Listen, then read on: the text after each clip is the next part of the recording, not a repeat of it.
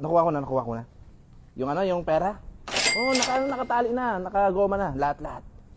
Si Rene at saka si Kulas doon, nagtatrabaho pa rin naman eh. Oo naman, engineer. At saka, yung ano nun, yung pagkagoma nun, higpit na higpit, hindi na talaga matatanggal yun.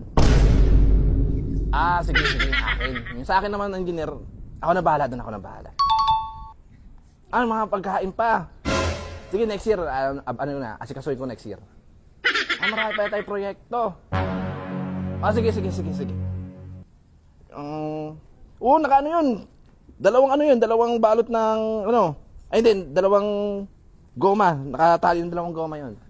Ako bahala sa magbigay sa dalawa. Sakto, sahod ngayon. Abot ko agad sa kanila. Okay. I love you, engineer. Sakto lang. Tama ba yung narinig ko? Nakagoma yung pera, ibig sabihin marami, makapal. Nag-increase. Yes! Nag-increase din sa wakas. Pinarma rin yung dalawa, si engineer, pati si foreman. Nakagoma, ibig sabihin marami yun. Dapat malaman doon, Nicolas, spooky na. Magsisipag kami. Gagawin namin lahat, magpapasit kami yung foreman para mataas, umingkrease, at lumaki pa ang sahod at masukuha namin ang kumpanya. Las!